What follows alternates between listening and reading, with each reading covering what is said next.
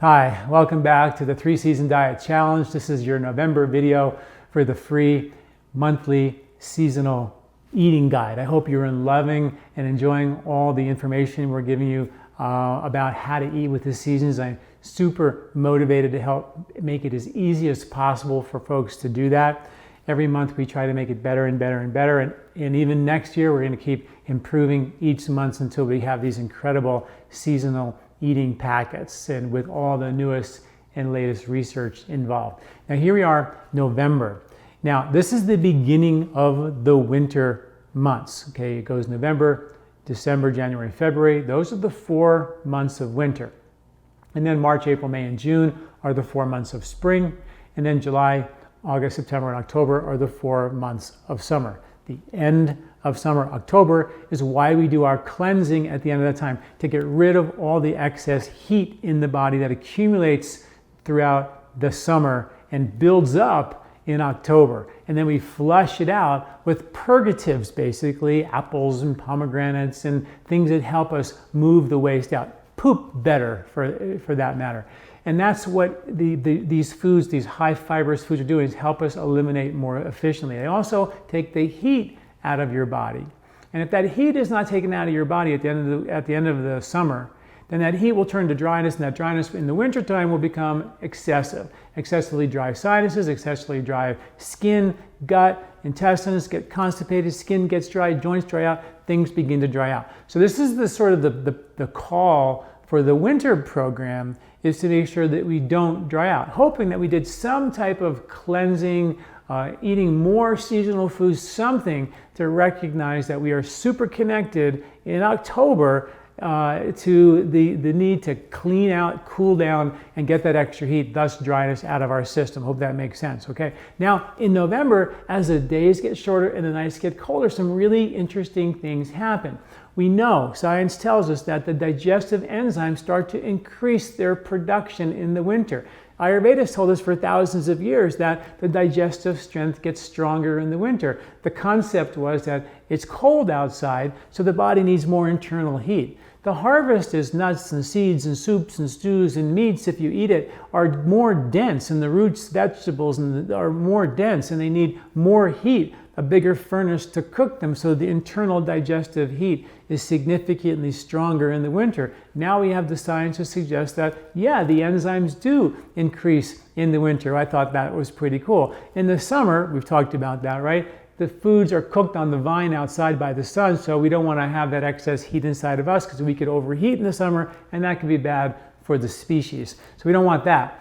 So winter, another interesting thing about winter is that the fight or flight nervous system and the parasympathetic rest and digest nervous system actually both activate in the winter. So here's an interesting thing that's happening. This is what I want to talk about in this video.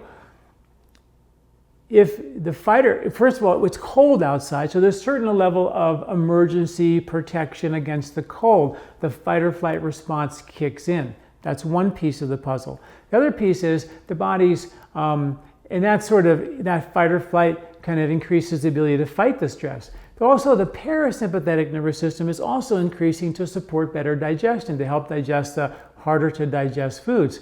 So both those nervous systems are sort of being activated, which is a real interesting phenomenon. And what does that mean for us? Well, it means that we should do things to de-stress, to help decrease the need for the fight or flight response, and we should make digestion as easy as possible so we can get the most out of our parasympathetic rejuvenative rest and digest activation that's taking place. So some of the things you want to think about in November, and throughout the winter for that matter, but November is when it starts, is doing things like getting more rest. I mean, the nights are significantly longer. Our circadian clock is suggesting to us that we should go to bed earlier and sleep longer and get more hours of sleep in the winter. That is our circadian rhythm. And that's an ancient Ayurvedic principle. So try to do your best to make that happen.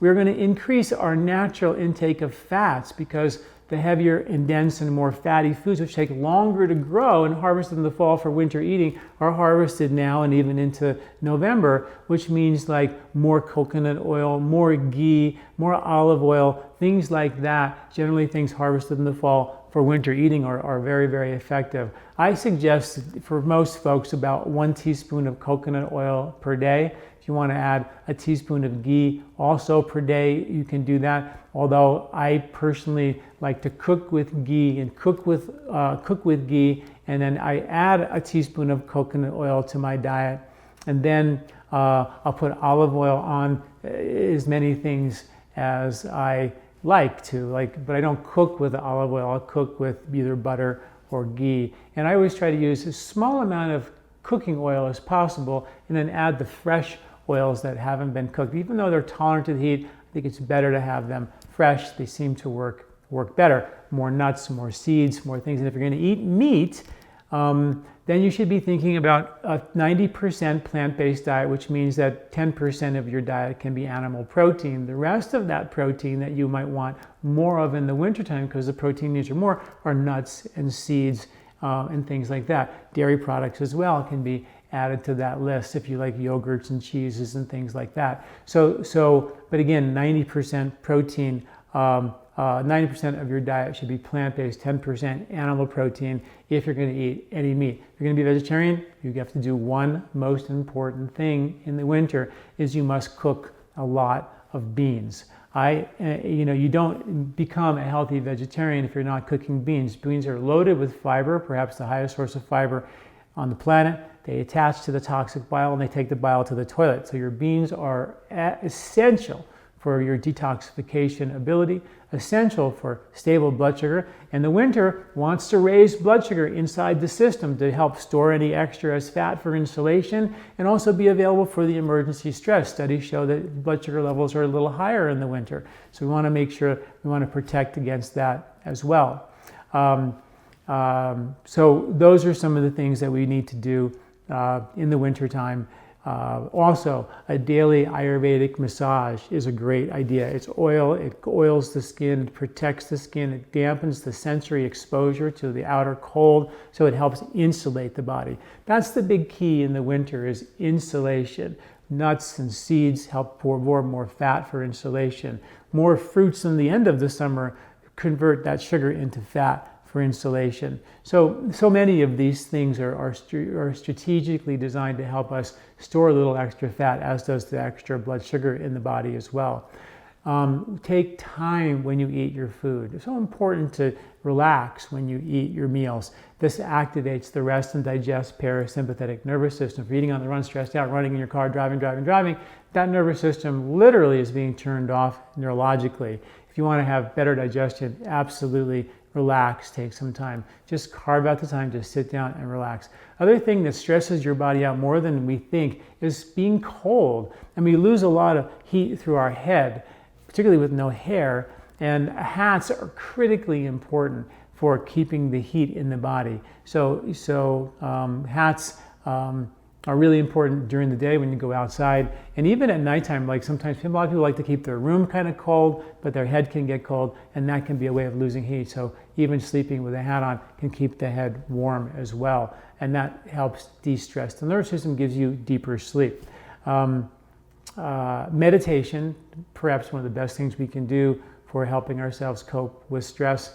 If you don't know how to meditate, I have a free video called the 1 minute meditation, which is exactly what it says, 1 minute. And it's a great way to reset, calm down, and restart. Also, we have our transformational awareness technique meditation course, which is 6 meditations, each designed to take you a little bit from very easy meditations to more advanced meditations. But the key there is action steps for each of those meditations, so you can take the awareness you get from meditation and take transformational action in your life, so you change old protective patterns of behavior that aren't serving you any longer. So it's very important to establish the being and the awareness with the meditation, but then the other half of that is to be active and take action based on the truth of you. And also the other thing in the winter that's sort of generally speaking is keeping your immune system up. And that again comes from better digestion and de-stressing. And this is the antidote for the high parasympathetic and sympathetic nervous system activation. Also, my kind of famous immune pack that I give my kids, myself, my family, and many of my patients when they ask, what do I do in the winter to stay strong and healthy? Vitamin D, 3 is critically important, 2,000 IUs per day for kids and 4,000 to 5,000 for adults. An herb called ashwagandha, which is a powerful immune-building adaptogen, helps the nervous system cope with stress better, gives you energy in the morning to help fight stress and cold, and gives you the energy to, in fact, sleep at night, which is pretty cool. Powerful immune builder, really great for winters. A warm, heavy, sweet root, builds you up, harvested in the fall for winter eating. Fantastic herb. And then, of course, turmeric. Turmeric is a phenomenal herb as well. We mix ours, 16 parts turmeric to 1 part black pepper, mix it together. The study shows it increases the absorption of that by 2,000%. That's called our Turmeric Plus. Take 1 capsule of the turmeric, 1 capsule of ashwagandha in the morning for breakfast for your kids and family, and you have a good baseline immune protecting, winter boosting support plan. So that's pretty much the plan for November. We're making the transition into winter. This is our first step in that direction. And we'll talk more about December and strategies for the holidays and foods for the holidays and how to navigate that. Please check out the grocery list and the recipes, which again are nothing short of phenomenal, from Emma Frisch, our absolute famous chef from the Food Network, who's taken our grocery list and made these incredible recipes all for free, guys. So all for free that we're doing. So I couldn't be more grateful to her for her energy and her willingness to do this, and she's just been phenomenal. So I want to thank her and just let everybody know how wonderful it's been to have her on board. And I'll talk to you guys in December. Thanks for listening. Hi, did you like this video? Do you like our content here at LifeSpa? You can subscribe to our YouTube channel at youtube.com/John Douillard right here, and get this valuable content every week in your inbox. This recording is brought to you by LifeSpa, where ancient Ayurvedic wisdom meets modern science. Get access to free health video newsletters by Dr. John at lifespa.com. These statements have not been evaluated by the FDA. These products are not intended to diagnose, treat, cure, or prevent any disease.